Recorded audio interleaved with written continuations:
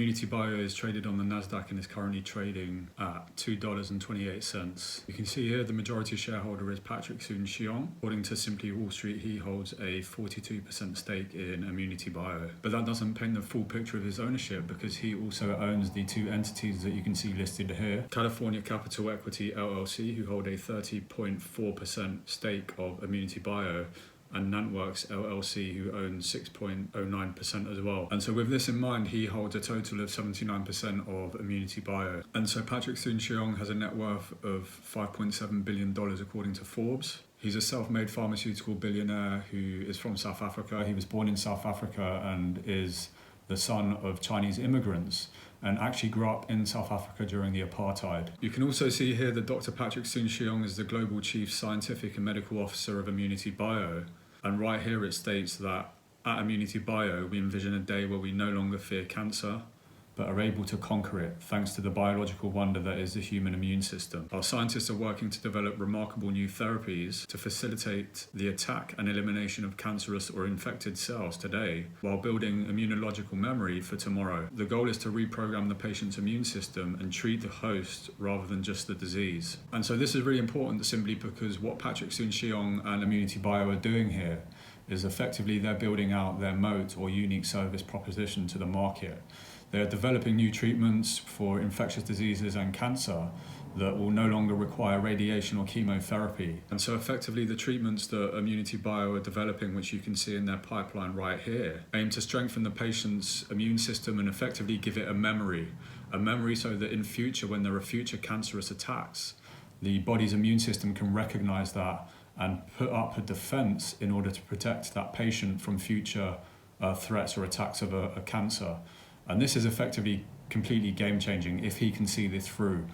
And I think it just kind of leans back to his past, and I'll talk a little bit more about his past and how he's amassed this wealth that you can see up on the screen now, is because he is effectively what you could be described as the equivalent of a Jeff Bezos or a Bill Gates, but in the pharmaceutical industry. It's a very ambitious pipeline, and it effectively could become game-changing. And if anyone can do it, it will be Patrick Soon-Shiong, the pharmaceutical billionaire. Throughout his career, he's had the odds stacked against him. I'm a AAA. I'm an Asian American African that has gone through and understood the pain of apartheid. So as I grew up, we as a Chinese had no vote, no rights, no ability to own any property, no ability to go to a school, a white school or any school. And so we had to create our own school called the Chinese primary and Chinese higher teachers. Some good, some not so good. Born in South Africa to Chinese immigrants in the apartheid, he didn't necessarily have the opportunity, and he very much faced a lot of adversity in his life. Then when you get into university, there was a quota. Only 2 Chinese or 3 Chinese, I forget the number, out of 200 could be admitted to a medical school. I got into that quota based on whatever merit that they chose. And then when you go through the university, when you finish your medical school training, then your medical school training is you're only allowed to train in a black hospital.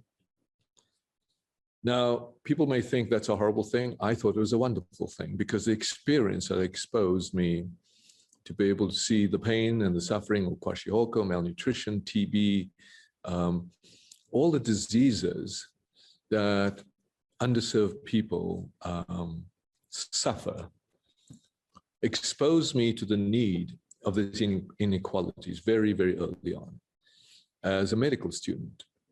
So I got, I think, the best training. So I know it sounds counterintuitive, but I think I got the best training because I was exposed to things that you wouldn't see in Beverly Hills.